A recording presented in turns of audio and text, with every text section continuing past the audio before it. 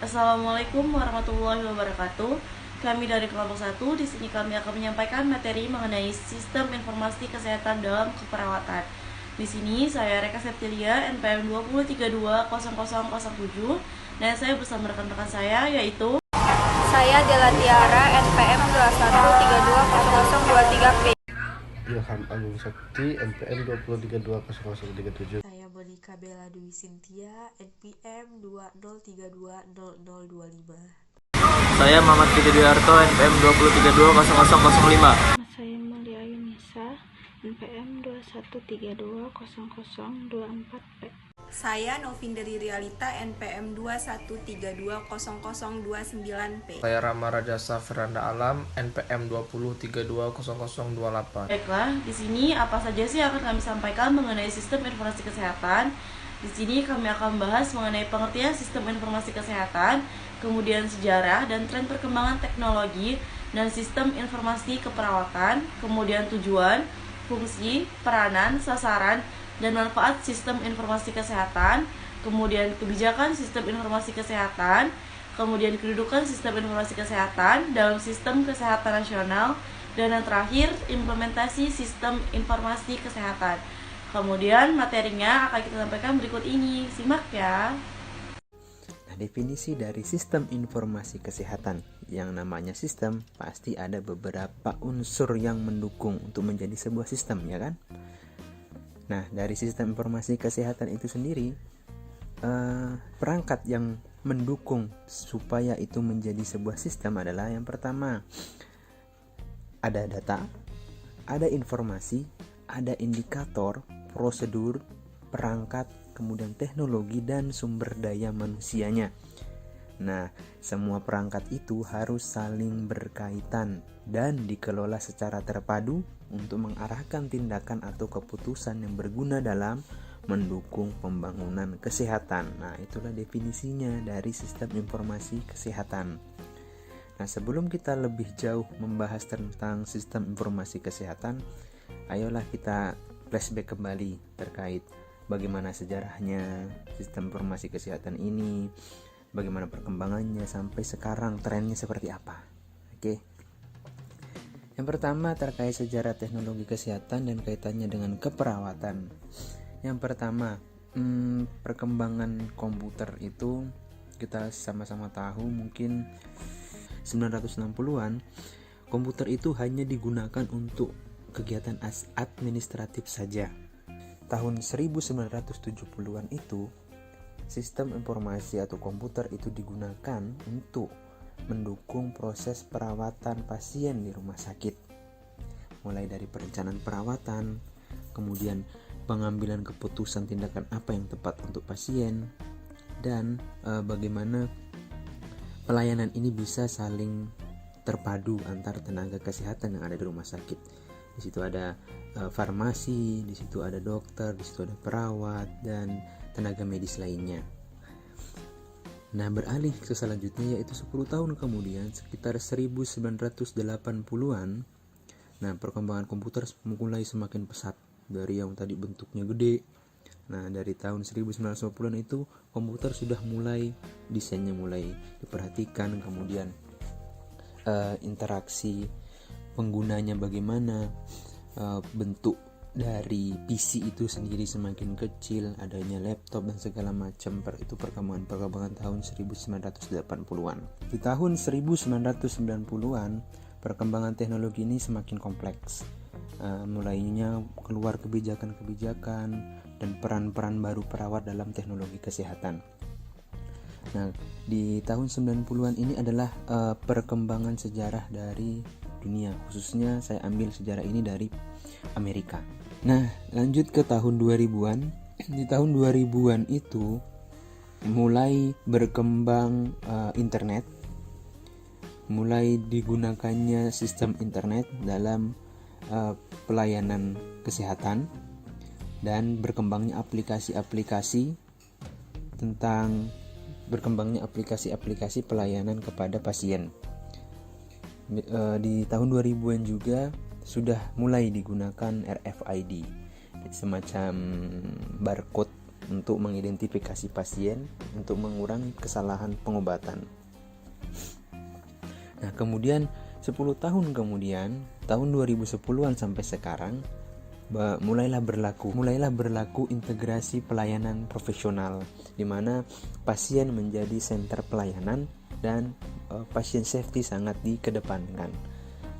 Itulah proses sejarah singkat dari perkembangan teknologi kesehatan di dunia. Bagaimana di Indonesia? Kira-kira mulai tahun berapa nih di Indonesia teknologi sistem informasi kesehatan ini mulai minimal direncanakan, atau gimana pelaksanaannya di Indonesia itu sendiri?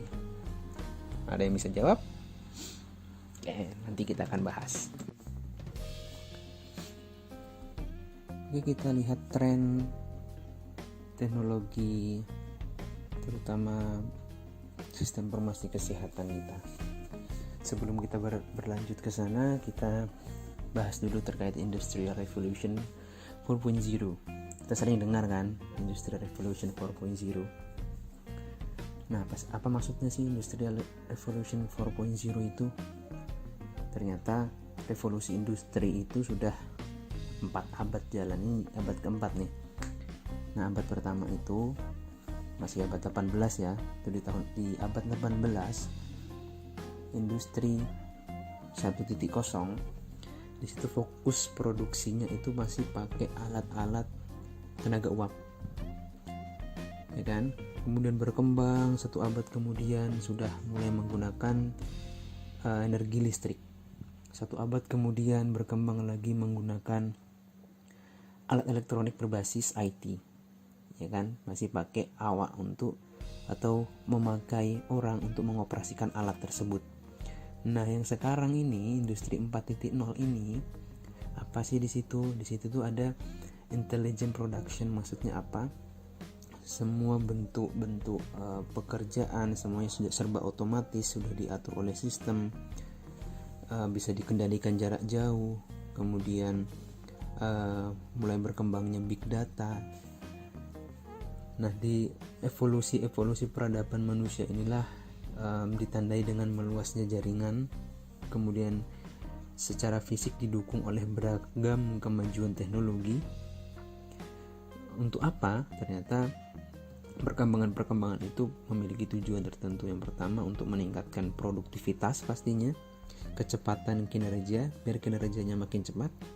Kemudian pastinya efisiensi biaya, semakin efisien biaya yang digunakan dan keuntungan semakin besar. Kemudian komunikasi sosial lintas batas dan waktu. Kemudian reposisi dan reorientasi peran manusia dalam sistem produksi. Jadi di situ ada proses pergantian di mana tadinya ada orang yang mengoperasikan, sekarang bukan lagi orang yang mengoperasikan, melainkan sistem. Misalnya contohnya ya. Misalnya pegawai atau penjaga tol, pintu tol. Kalian pernah bayangkan kan dulu penjaga pintu tol itu masih manual, masih ada orang di sana. Coba lihat sekarang. Sekarang penjaga pintu tol sudah digantikan oleh sistem. Bagaimana dengan perawat? Apakah akan digantikan? Silahkan komentar di kolom komentar. Kalau memang benar-benar bisa diganti, sampaikan pendapat Anda. Kalau tidak, sampaikan pendapat Anda di kolom komentar. Kemudian, inovasi layanan baru yang mendisrupsi cara bisnis lama. Inovasi layanan baru yang mendisrupsi. Apa itu disrupsi? Yang mengubah tatanan. Yang dulunya itu masih konvensional menjadi benar-benar berubah. Misal, yang saat ini benar-benar terdisrupsi itu sistem transportasi kita di Indonesia, khususnya di Indonesia ya. Ambil contoh Gojek. Dulu kendaraan roda 2 itu bukanlah alat angkutan umum. Dulu Gojek atau abang ojek masih dianggap sebelah mata, tidak bisa menghasilkan penghasilan yang menjanjikan. Sekarang Gojek dibutuhkan. Hampir keseharian kita membutuhkan layanan dari Gojek tersebut. Nah, Perubahan inilah yang terus berkembang, termasuk salah satunya di sektor kesehatan. Apa saja perubahannya? Mari kita lihat sama-sama. Nah, di sini di teknologi industri itu sendiri, sebelum kita berlanjut ke teknologi kesehatan, yang sekarang lagi gencar-gencarnya, yang pertama itu ada autonomous robot atau robot otomatis atau robot yang sudah terprogram dan mampu melakukan sesuai dengan perintah. Misal yang kita mungkin kalian bisa searching di YouTube atau dimanapun itu tentang robot-robot yang sudah bisa memberikan pelayanan di front office, mengucapkan selamat datang dan lain-lain. Kemudian ada simulation dalam hal ini bisa berupa video simulasi. Kemudian sekarang berkembang juga sistem integrasi sistem integrasi sistem antar fasilitas pelayanan, antar kementerian dan lain-lain. Kemudian Internet of Things ini contohnya kalau di Indonesia ya, contohnya seperti ATM sehat. Itu semacam alat ya, ada alatnya nih, Internet of Things ada alatnya, di mana alat tersebut bisa mendata orang yang melakukan atau berinteraksi dengan alat tersebut. Atau alat itulah yang menjadi media untuk komunikasi antar pasien, kemudian tersambung ke tenaga kesehatan. Itu contohnya. Kemudian cyber security, di mana itu tugasnya mengamankan data, termasuk data-data pasien. Kemudian cloud computing, di mana cloud computing ini ibaratnya sebuah wadah yang tersimpan di dunia maya, yang bisa menyimpan data-data penting, di mana data-data tersebut nantinya bisa diakses oleh banyak elemen-elemen yang berkepentingan. Kemudian ada augmented reality dan big data. Augmented reality ini contohnya kalian pernah lihat game Pokemon Go. Nah, itulah salah satu bentuk augmented reality. Kemudian ada virtual reality. Kemudian untuk virtual reality itu sendiri bisa kalian search di YouTube ataupun di mana, itu sudah mulai digunakan di dunia kesehatan, misalnya untuk simulasi bencana, simulasi kegawat daruratan atau pelayanan kesehatan. Oke, lanjut ya. Nah, ini kalian bisa melihat bahwa perkembangan 10 tahun terakhir, kalian bisa lihat di samping kiri itu ada warung-warung kaki lima, di mana mereka jualan pakai kulkas segala macam, walaupun sekarang masih banyak. Kemudian di sampingnya ada vending machine. Kalian pernah lihat kan di stasiun-stasiun vending machine? Di sini sudah nggak ada penjualnya, tinggal kita masukin duit, kita pilih, keluar minuman. Uang kembalian pun ada di situ. Itulah proses perubahan 10 tahun terakhir. Kemudian studio foto, sekarang sudah ada photo box. Bahkan studio foto ini sudah mulai ditinggalkan karena perkembangan teknologi, dalam hal ini HP atau kamera semakin canggih. Dalam satu HP ada kameranya bisa sampai 100 megapiksel segala macam. Itu proses perkembangan yang luar biasa dalam 10 tahun terakhir. Kemudian lanjut. Nah, bagaimana dengan ini? Menurut kalian bagaimana? Ini Cina sudah operasikan klinik tanpa tenaga medis. Ini semacam bilik tanpa orang di dalamnya, yang hanya ada sistem, yang ada komputer, ada kamera, tempat duduk, dan mereka bisa melakukan konsultasi 1 menit, kurang lebih 1 menit kepada tenaga kesehatan. Tapi tenaga kesehatannya nggak ada di situ, dia tersambung dengan internet. Bisa online quick consultation, medical guidance, bisa memesan obat segala macam berdasarkan resep obat. Itu di Cina sudah menggunakan itu. Nah, kira-kira akankah ini terjadi di Indonesia? Dari pelayanan yang manual bisa menggunakan ini seperti di Cina. Kira-kira menurut kalian seperti apa? Silahkan dijawab ya. Saya tunggu jawabannya. Nah, inilah perkembangan dokumentasi, khususnya keperawatan misalnya ya, dokumentasi keperawatan, atau yang paling banyak digunakan di dunia ini adalah electronic health record, di mana di situ ada banyak proses-proses perawatan, atau mulai dari pasien masuk sampai pasien pulang semua dicatat. Yang dulunya masih berbentuk manual, ditulis tangan seperti pada gambar di pertama, kemudian berubah tuh, data-data itu mulai dimasukkan dalam komputer, ya kan, mulai dari pengobatannya, mendapatkan tindakan apa saja, kemudian obat apa saja yang didapatkan, itu ada semua disimpan dalam electronic health record. Kemudian sekarang berkembang lagi nih, kalau kalian sudah punya mobile JKN, di situ data kalian juga ada. Dan data kesehatan paling besar sekarang ada di BPJS. Semua orang yang sudah mendaftar BPJS, semua riwayat perawatan, riwayat pemberian tindakan, riwayat pengobatan, riwayat perawatan segala macam, semua BPJS punya. Nah, itulah tren sekarang yang ada di Indonesia terkait bagaimana dokumentasi keperawatan itu. Oke, kita lanjut lagi ke tujuan, fungsi, sampai manfaat sistem informasi kesehatan. Yang pertama, tujuannya apa? Seperti yang kita bahas tadi, bahwa kalau semakin berkembang teknologi ya pasti ingin meningkatkan pelayanan kan. Nah, dengan tujuannya dari manajemen sistem informasi kesehatan ini, yang pertama meningkatkan manajemen pelayanan kesehatan untuk lebih baik pastinya, lebih cepat, lebih efisien, lebih akurat, minimalisir terjadinya kesalahan pengobatan. Kemudian yang kedua, mengetahui tingkat status kesehatan masyarakat. Jadi data-data yang sudah terkumpul disimpan dalam sebuah sistem bisa dianalisis untuk memprediksi sebuah penyakit, untuk menentukan kebijakan atau tindakan apa yang tepat untuk sebuah masyarakat atau kelompok masyarakat. Kemudian sebagai dasar evidence base bagi sistem kesehatan. Jadi data yang terkumpul dan data terintegrasi dan terkumpul di dalam sebuah sistem nantinya bisa menjadi bahan untuk dijadikan alat pertimbangan pengambilan kebijakan. Kemudian sebagai dasar dalam proses pengambilan keputusan dalam manajemen kesehatan.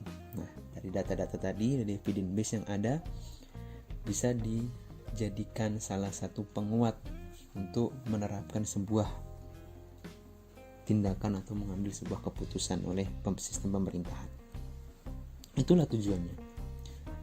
Nah, harapannya sih dengan berkembangnya sistem informasi kesehatan itu ada tercapainya automation system, di mana IT bisa membantu mempercepat proses yang sebelumnya masih dilakukan secara manual, jadi bisa secara otomatis. Sekarang sudah banyak yang otomatis. Kemudian assure equality and compliance, bagaimana informasi tersebut valid sehingga mencapai target kinerja sesuai perencanaan, dan compliance pada research serta teknologi yang digunakan. Jadi kualitasnya memadai dan sesuai dengan kebutuhan. Kemudian maintain security. Ya, dengan adanya sistem informasi kesehatan ini diharapkan bisa mengendalikan risiko, perubahan organisasi dan lingkungan IT yang cepat dan dinamis.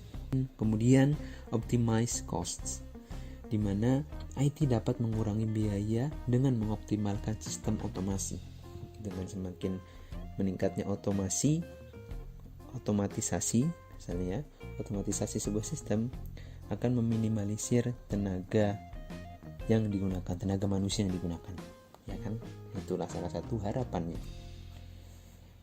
Fungsinya apa? Tadi sudah hampir sama. Yang pertama, alat untuk mengintegrasikan berbagai proses informasi dalam suatu organisasi. Kemudian sistem informasi diciptakan untuk keperluan integrasi dari berbagai subsistem yang ada. Nah, dengan adanya sistem informasi kesehatan ini diharapkan nanti nih, mulai dari daerah, dari tingkat kecamatan, tingkat kabupaten, provinsi sampai ke pusat, itu sistemnya saling terintegrasi. Nah, datanya jadi bisa mudah didapatkan dan datanya valid. Itu diharapkan dengan adanya sistem informasi kesehatan ini. Kemudian perannya yang pertama untuk aksi, yang pertama untuk operasional pelayanan kesehatan di puskesmas, di rumah sakit, unit kesehatan, kemudian manajemen unit pelayanan teknis, manajemen puskesmas, sampai manajemen rumah sakit dengan adanya sistem informasi kesehatan. Lebih luas lagi, sistem informasi kesehatan ini bisa digunakan untuk manajemen wilayah, misalnya manajemen kesehatan kabupaten atau kota. Kemudian lebih luas lagi, manajemen kesehatan provinsi, manajemen kesehatan secara nasional. Semuanya harus satu garis lurus, terintegrasi, sehingga datanya bisa lebih valid dan menjadi sebuah sistem yang benar-benar jalan secara efektif. Nah, kemudian selanjutnya tentang jenis sistem informasi kesehatan. Di sini ada 6 jenisnya yang sering dan mudah kita lihat. Yang pertama ada rekam medis. Kalian sering lihat kan di rumah sakit pada saat praktek di rumah sakit kemarin, kalian sudah lihat rekam medis bentuknya seperti apa. Bagi yang sudah praktek di rumah sakit yang sudah menggunakan sistem komputer, beruntung kalian sudah melihatnya. Kebanyakan di Indonesia masih menggunakan kertas, paper base. Nah, rekam medis ini sekarang di Indonesia proses peralihan dari paper base menjadi computer base.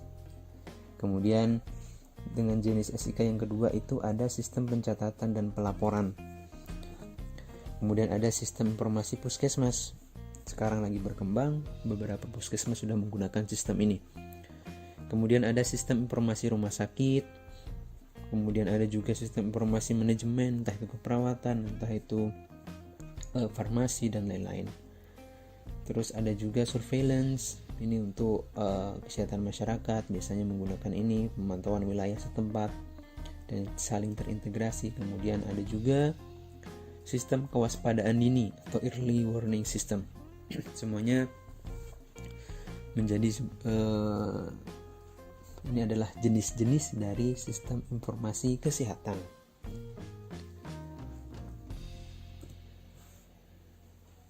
Nah, berlanjut lagi, setelah jenis-jenis tadi ada komponen-komponen sistem informasi kesehatan menurut WHO. Nanti menurut Indonesia juga ada. Nah, komponen sistem informasi kesehatan menurut WHO itu ada 6. Yang pertama, service delivery, layanan yang diberikan apa. Kemudian medical product, vaksin dan teknologi. Produk medisnya apa, vaksin dan teknologinya seperti apa.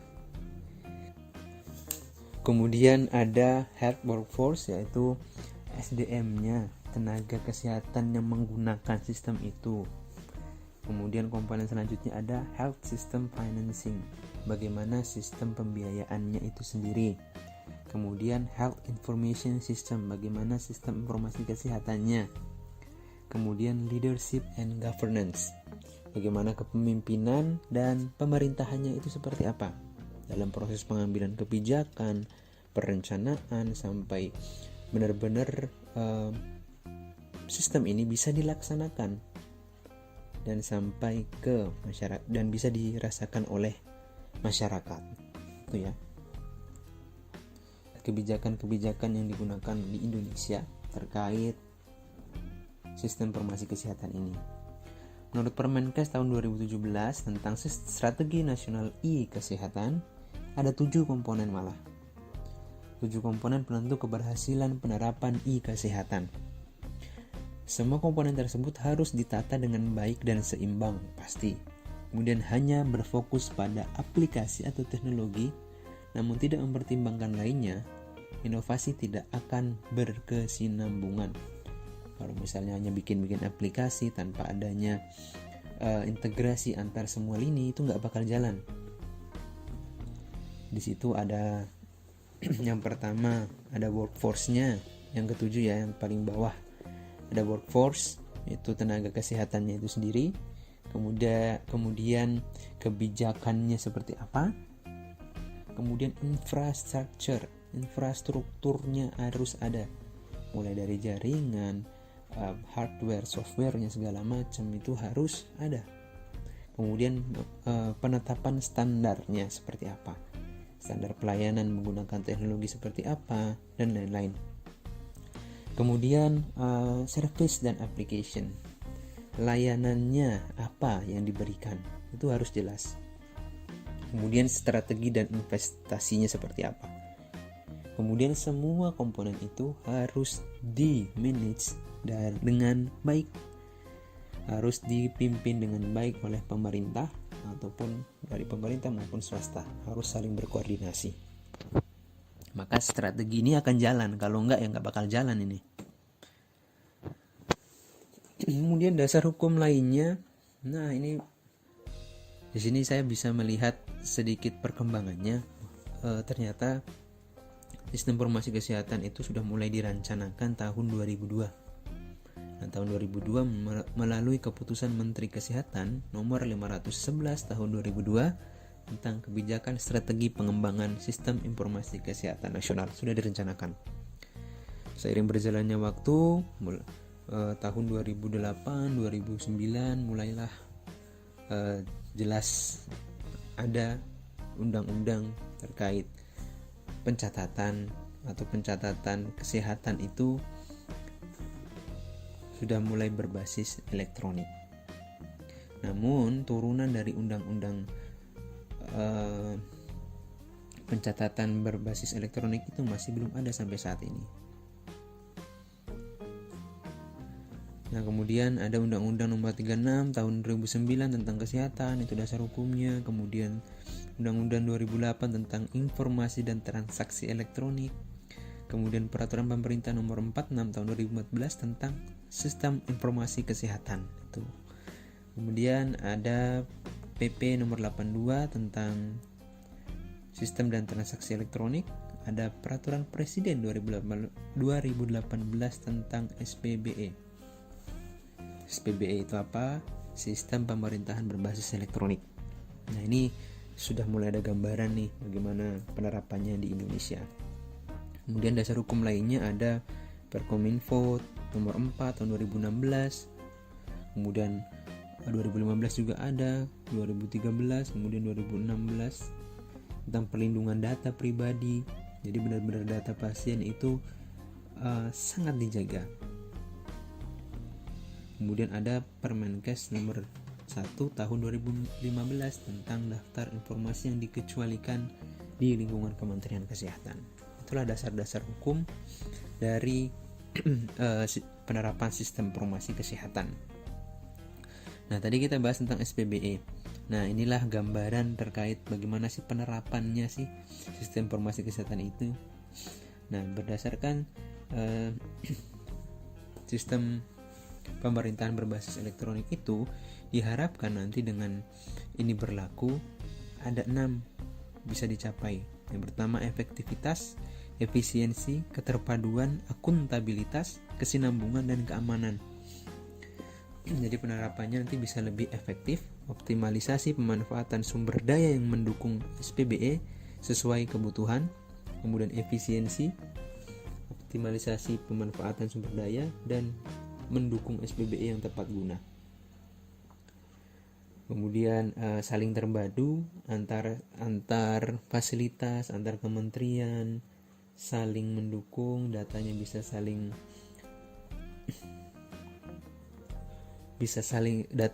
terintegrasi satu sama lain agar lebih mudah mengambil keputusan dan kebijakan. Kemudian selanjutnya ada akuntabilitas, yaitu kejelasan fungsi dan pertanggungjawabannya. Kemudian koordinasi, kolaborasi seperti apa dan rangka pertukaran data, informasi, dan layanannya. Kemudian ada kesinambungan.